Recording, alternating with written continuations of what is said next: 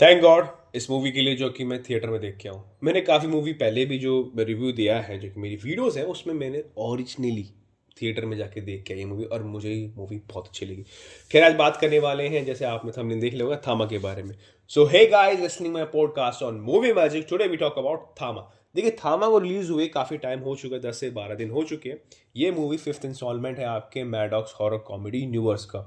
इस मूवी के अंदर हमें स्टार्टिंग एज अ हमें देखने को मिलते हैं रश्मिका मंदाना, नवाजुद्दीन सिद्दीकी एंड आयुष्मान खुराना। इस मूवी का प्लॉट काफ़ी कुछ हमें डिफाइन भी करा गया था पिछली मूवी जो हमें भेड़िया और श्री टू और मुंशिया में दिखाया गया था। वहाँ पर जहाँ पर भास्कर रिवील करता है कि दिल्ली में कुछ ऐसे लोग रहते हैं जो कि खून पीते हैं, पूरे की पूरे वैम्पायर वाले। पर क्या कितना वैम्पायरिक वेव से कह सकते हैं या फिर बेताल वे से कह सकते हैं, इस मूवी के अंदर बताते हैं। मूवी की शुरुआत होती है आलोक से, इसको प्ले करा गया आयुष्मान खुराना की। उसकी मुलाकात होती है एक लड़की जिसका नाम है ताड़का, जो कि एक बेताल है। बेताल है वो लोग जिसको काली माता ने मतलब पैदा किया था रक्त बीज को पीने के लिए। उसका सारा खून चूस लेते हैं, क्योंकि रक्त बीज एक ऐसा प्राणी था जिसके जितना भी काटोगे उसका मल्टीप्लिकेशन होगा। और ये हम देख चुके हैं सी टू में, जहाँ पर इस मूवी का प्लॉट मेनली ये था कि एक ऐसी कम्युनिटी है बेताल, जो कि माता जी की मतलब पूरी धरती की रक्षा करती है, उन लोगों से बचाने के लिए, रक्त बीज के प्रश्न से और बुराई ताकतों से। जहाँ पर आलोक की मुलाकात होती है तामा ताड़का से, और ताड़का उसकी जान बचाती है। अब इनके बीच में काफ़ी अच्छा रिलेशन चल ही रहा होता है। इधर इस बीच आलोक का एक एक्सीडेंट होता है, जहाँ पर वो अपनी मौत को गले लगा रहा होता है। वहीं पर ताड़का उसे अपनी पावर ट्रांसफ़र कर देती है, जहाँ पर वो पूरा के पूरा बेताल बन जाता है। अपनी पावर को समझने के लिए, जानने के लिए उसकी इसी बीच इंट्रोडक्शन होता है यक्षासन का। यक्षासन इन सब बेतालों का पहला थामा था, सबसे पुराना थामा। पर इसको एक अपनी गलती के लिए उसको कैद करा गया था। इसकी सबसे बड़ी गलती ये थी कि उसने लोगों का खून पीना बंद नहीं करा था। जहाँ पर 1947 के आसपास जब बेतालों ने देखा कि पार्टीशन के बीच में लोग एक दूसरे को मार रहे हैं, तो उनका खून बहुत दूषित हो चुका है, और ये उनकी बॉडी के लिए ठीक नहीं है। जहाँ पर सभी के सभी बेतालों ने एक कमेटी में कहा गया था कि आज से हम लोगों का खून नहीं पिएंगे। पर यक्षासन इस बात को नहीं मानता था, इसी बीच उसको कैद करा गया था। अपने आप को पावरफुल बनाने के लिए, आने वाली चीज़ों को बनाने के लिए आलोक अपनी चीज़ों को सीख भी रहा होता है। इधर इस बीच इंट्रोडक्शन होता है एक ऐसे बंदे का जो कि हमें बिल्कुल भी, मुझे मतलब लिटरली मैं इस इंट्रो के लिए तैयार ही नहीं था। जहाँ पर होता है भास्कर की एंट्री होती है, जहाँ पर भास्कर को लास्ट टाइम अपनी पावरों से वो जूझ रहा होता है, जो कि वो पूरा भेड़िया नहीं बन पाता है। जहाँ पर उसे बताया जाता है कि अगर वो बेताल का थोड़ा सा भी खून चख लेगा तो वो अपनी अंदर की जानवरों को जगा सकता है। इस बीच जो ये फाइटिंग सीक्वेंस होते हैं इन दोनों के बीच में, बहुत ही औसम होते हैं, जिस तरह स्लो मोशन रखा गया है।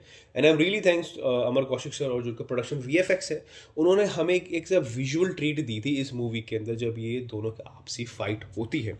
और ये कमाल की चीज़ थी जब ये देख के आए। आप ज़रूर देख के आएगा। ये स्पॉइलर फ्री वीडियो तो नहीं, बट नहीं, लिटरली अच्छी थी। जहाँ पर एंड में आते आते हमें पता लगता है कि आलोक एक हमारा नया थामा है, क्योंकि उसका दिल धड़कता है। ये भी एक नई स्टोरी है दिल धड़कने की बात में, और आपको ये आके मूवी में देखने को मिलेगा। हमें ईस्टर एग भी देखने को मिलते हैं। पोस्ट क्रेडिट सीन में हमें ये देखने को मिलता है कि हमें सरकटा दिखाया गया है, और वो क्यों आया है, क्या आया है, ये तो आपको आने वाली मूवीज पता लगेगा। खैर, ये मूवी का मोटा मोटा प्लॉट था। हम बात करते हैं पॉजिटिव नेगेटिव के बारे में। खैर, इस मूवी का सबसे बड़ा पॉजिटिव पॉइंट है उसका वीएफएक्स था, और जो उस तरह से एक्टिंग लिखी गई थी, और डायरेक्शन के तौर पे राइटिंग भी। जब इसका मैंने फर्स्ट ट्रेलर देखा था तो ये मुझे समझ में आ रहा था कि ये वैम्परिक जोन में जाने वाली है, जहाँ पर एक वैम्पायर होता है, वो अपने प्यार के लिए लड़ता है। इवनली मेरा तो पर्सपेक्टिव भी ये था कि अगर आयुष्मान खुराना को उन्होंने जब ये रिवील कर दिया था कि कौन एक्टर इसके अंदर है, तो रिवीलेशन ये स्टार्ट हुआ कि हाँ आयुष्मान खुराना है, तो मेरे दिमाग में पर्सपेक्टिव ये बन चुका था कि वो आयुष्मान खुराना पहले से वैम्पायर है, और ये ऐसे करके जो भी उसकी पार्टनर उसको चेंज कर देगा और उसके लिए लड़ेगा। पर खैर, मूवी ने जो चीज़ें कही थी कि एक नई स्टोरी है, एक न्यू ब्लड लाइन है और एक नया स्टोरी थी, वो मुझे लिटरली अच्छी लगी। काफ़ी कसा हुआ आपका राइटिंग थी, बहुत ही बढ़िया थी। नेगेटिव पॉइंट मुझे कुछ कुछ खास लगे नहीं, बट हाँ, जिस तरह से कि ये मूवी जा तो रही थी पूरी की पूरी स्टार्टिंग में, फर्स्ट हाफ में, जहाँ पर इन्होंने पूरा स्टेबल रखा था चीज़ों को, मतलब स्टेबल नहीं, सॉरी, एक बिल्डअप कर रहे थे। आलोक को बिल्डअप कर रहे थे, ताड़को को बिल्डअप कर रहे थे, इवन नवाजुद्दीन सिद्दीकी कर रहे थे। पर क्या सेकेंड हाफ में आते आते मूवी हो गई थी भेड़िया वर्सेस बेताल। ये मूवी उस तरह की चली गई थी टोन, जहाँ पर हम नवाजुद्दीन सिद्दीकी का जो मेन विलन पॉइंट था हम वो देख ही नहीं पाए, ना समझ पाए थे। कि अगर उसको थोड़ा सा और प्लस पॉइंट कर देते तो मूवी और अच्छी लगती। और हाँ, मुझे रियली कॉमिक टाइमिंग हमेशा नवाजुद्दीन सिद्दीकी बहुत प्यारी लगती है, जो कि उन्होंने पिछली मूवी में कर रखा है। पर क्या यार, आपको ये ट्रेलर कैसा लगा, आपको मूवी कैसी लगी, प्लीज़ कमेंट में ज़रूर ड्रॉप करिएगा। आपके कमेंट मेरे बहुत अच्छा पुश करते हैं। थैंक अगर आप इस चैनल पे नए आए हैं, जब subscribe my channel, and I wish कि हम आने वाले समय में और भी अच्छी नई वीडियोस बना सकें। आप लाइक करते रहिए, सब्सक्राइब करते रहिए, और it will be great for me to thank you so much to have just listening my podcast, ताकि हम इस कम्युनिटी को आगे बढ़ा सकें। इस वीडियो को फाइनल कर दो और आने वाले टाइम में हम देखने वाले हैं काफ़ी कुछ नई मूवी है।